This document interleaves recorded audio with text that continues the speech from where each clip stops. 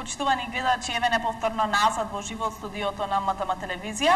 Како што ви ветив и на самиот почеток, денеска имаме доста интересни гости кои се надевам дека ќе го задржат вашето внимание, а чест ми е да го најавам и мојот втор гостин за денеска. До мене во студиото е господинот Владимир Јанковски, уредник во издавачката куќа Магор, со која ќе позборуваме нешто повеќе околу акцијата која што кафе книжарницата Магор ја продолжува после сајамот на книга.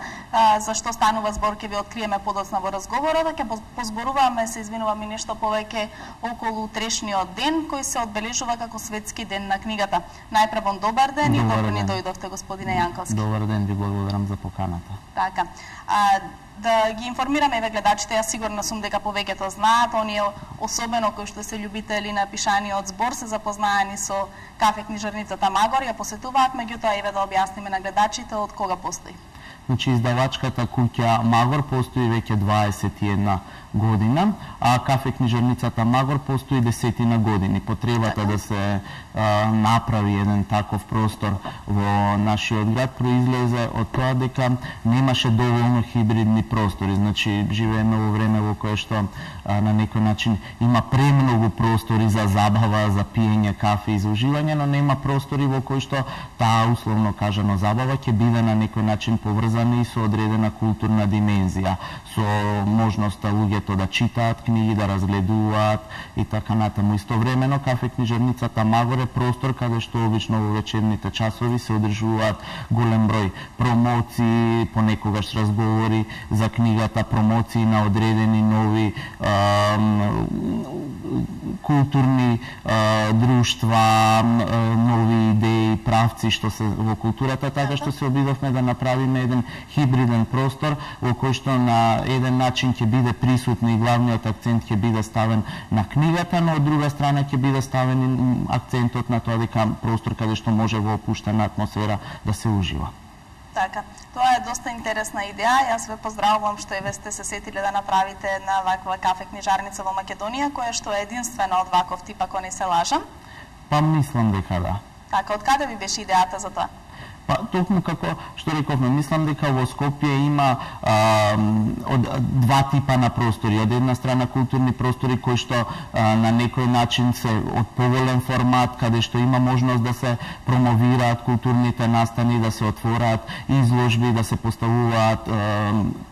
поставуваат представи, концерти и така натаму, но се одлучивме за еден ваков покамерен простор каде што акцентот нема да биде толку многу ставен само на промоцијата и само на дискусијата и дебатата за одредени книги, туку истовремено ќе биде ставен и на тој непосреден контакт, место каде што она што е недостасува, луѓето ќе може да дискутираат за своите идеи, ќе може да дискутираат за идеите поврзани со литературата, со книгите што ги читаат.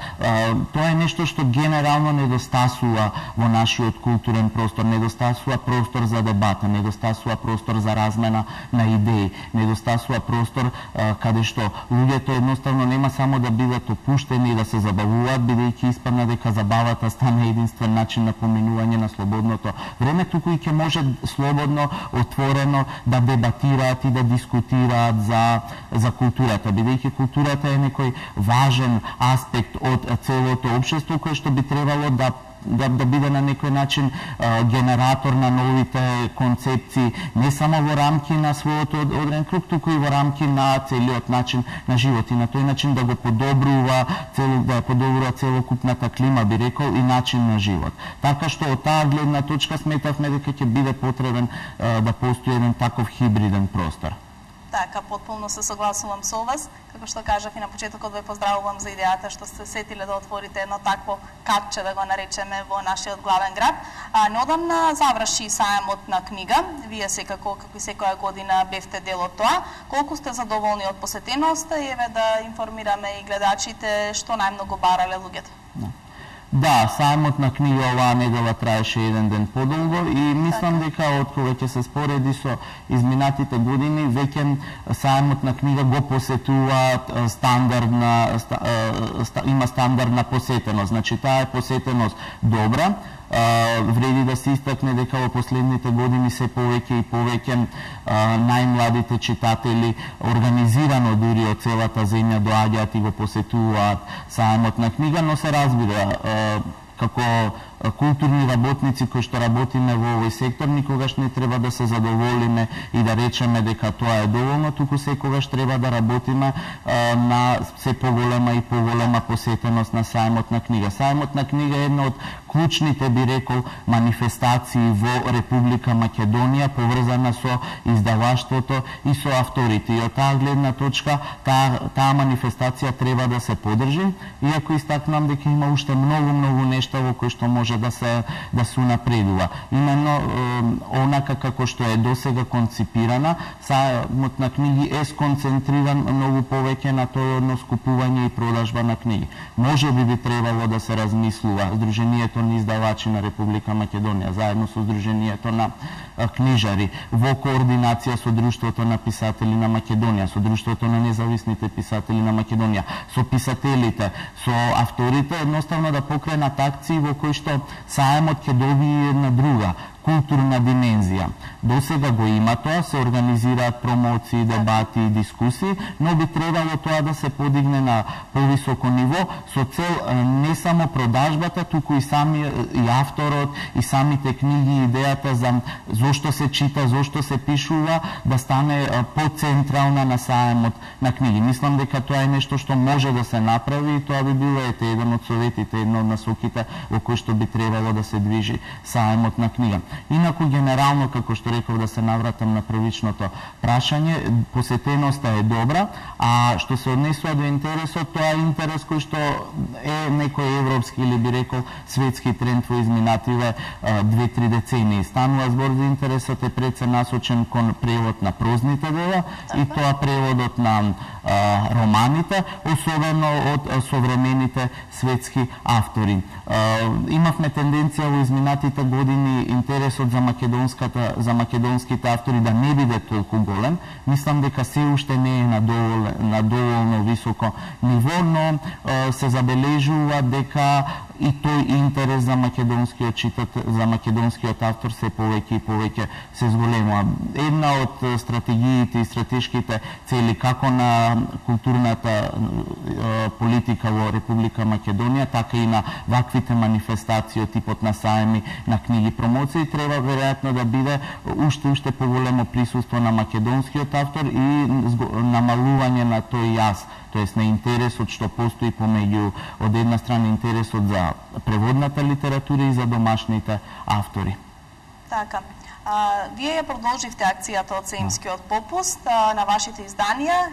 Промоцијата, тоест попустот на книгите ќе трае се до крајот на месец април. Дали тоа се должи на големата побарувачка за време на сајмот на книга? Една од причините зошто се одлучивме да ја продолжиме нашата саемска акција и да ги понудиме нашите книги со саемски попуст до крајот на месецот е токму поради тоа. Затоа што таа една недела изгледа како да не е доволна, не им е доволна. Од друга страна, една од причините зошто сметаме дека треба и се одлучивме тоа да продолжи, дека сајмот треба да биде еден од многуте настани или еден од многуте генератори на публика, на читателска публика, на луѓе кои што сакаат да купат книга во текот на годината. Мислам дека и ние како издавачи, и писателите, и сите активни чинители во сферата на издаваштвото треба да бидат сконцентрирани на тоа едноставно луѓето да имаат навика на купување книги и книгата да биде составен дел од нивниот секојдневен живот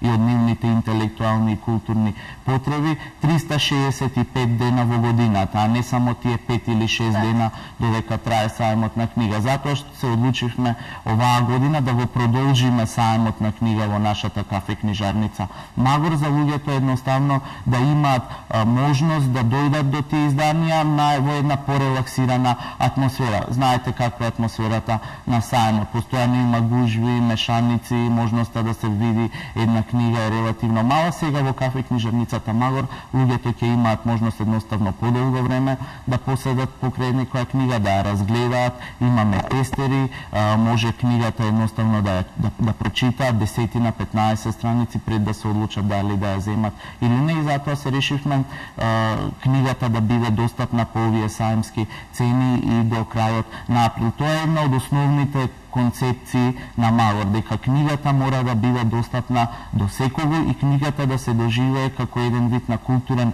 производ кој секому му е потребна, дека тоа не е нешто што е исклучиво потребно само во образовни цели, дека не е тоа нешто што е исклучиво потребно само на одредена група или слој на луѓе. Едноставно книгата треба да биде нешто што секому ќе му биде потребно и секому ќе му биде составен дел од неговиот живот. Така. Дали акцијата се однесува на сите книги и колкав попус ќе добијат заинтересираните книги? Да, акцијата се однесува на сите книги во издание на Магор, значи имаме околу 250 изданија на Магор од сите жанрови. Она што сакам да истакнам е дека се обидуваме како издавачка куќа да го задоволиме вкусот и да задоволиме потребата на сите генерации читатели. Значи имаме детски книги, имаме тинејџерска литература, имаме литература која што од една страна е поинтересна за поширока публика, од друга страна специјалистичка и стручна литература која е интересна за специјалисти, за луѓе кои што се заинтересирани за одредени области, така што сите овие изданија се на попуст, важат саемските цени кои што се движат од 30 до 70% во однос на основните цени. Така. Споменавме и на самиот почеток, пред да го започнеме нашиот разговор, дека утре 23 април се одбележува како Светски ден на книгата и на авторските права. Дали и вие го почитувате тој ден, дали го одбележувате и како ќе биде одбележен утрешниот ден во кафе книжарницата Магор? Светскиот ден на книгата и на авторските права е нешто што е многу битно и за Република Македонија, затоа што една од целите и стратешките насоки во кои што се движи издаваштвото Република Македонија е дефинитивно ставање акцент на почит кон авторот и кон авторските права, со тоа и кон книгата. Тоа е нешто што е поврзано и со македонските евроинтегративни процеси. Едноставно, почитувањето на авторските права во Република Македонија е нешто што мора да се исполни во текот на следните години или би рекле до крајот на оваа деценија, затоа што имавме некој вид на тенденција во македонското издаваштво до пред 10 или 15 или 20 години, не толку посветено сите издавачи да ги почитуваат авторските права. Сметаме дека еден од основните начини за развој не само на издавачката индустрија, би рекол, во Република Македонија, туку и на пошироко културната клима е поставувањето на акцентот на почитување на авторското право, бидејќи тоа е клучно право. Така што и во тој контекст ние се придржуваме и се приклучуваме на таа акција. Сметаме дека авторот, интелектуалното право на авторот е неприкосновено и тоа треба да се почитува. Така. Од 2001 година на иницијатива на издавачите во Мадрид, УНЕСКО воспоставил и нов начин за одбележување на денот на книгата, а тоа е со прогласување на светска метропола на книгата. А интересно ми е да ве прашаме, вие имате лично искуство околу тоа, има ли можеби Скопје шанси еден ден да биде прогласен за светска метропола на книгата? Зошто да не? Мислам дека има. Она што е особено интересно да се истакне е дека во последните години македонските издавачи се повеќе се трудат да ги следат европските и светските трендови во литературата. Например, тоа е карактеристично за, би рекол, условно кажано, малите култури или културите на малите заедници. Ние многу повеќе сме заинтересирани за превод, за внесување на битните и значајни културни вредности од големите култури или од големите земји, отколку што големите земји се заинтересирани за, би рекол, увоз на култура или книжевност од помалите земји. Да речем, постои еден пример, дека во Велика Британија годишно од сите книги што се објавуваат, околу 97% отпаѓа на книги кои што се од оригинално напишани на англиски јазик или од англиското говорно подрачје, а само 3% на книги преведени од другите јазици и практично донесени од други културни средини. Во Македонија ситуацијата, не со тие радикални бројки, е обратна. Многу е поголем процентот на преведени, објавени странски дела на македонски јазик, отколку односот што е само на македонски автори. Со тоа покажуваме дека македонската култура, а со тоа и македонското издаваштво е заинтересирано и е влезено во тој голем процес на диалог помеѓу културите, диалог помеѓу книжевните вредности. Во последните години има тренд например на објавување на книжевни дела од јазици кои што се многу малку присутни во Македонија, од помали книжевни средини. Се објавуваат например преводи на текстови од бразилски автори, се објавуваат преводи на текстови од шведски, од норвешки, од фински, од холандски автори, од земји кои што се релативно помалку културно доминантни, како Словачка, како Чешка и така натаму. Со други зборови, македонското издаваштво станува се пошаренолико, станува се побогато, се повеќе и повеќе македонското издаваштво во мало ја пресликува богатството и разновидноста на светската и на европската култура.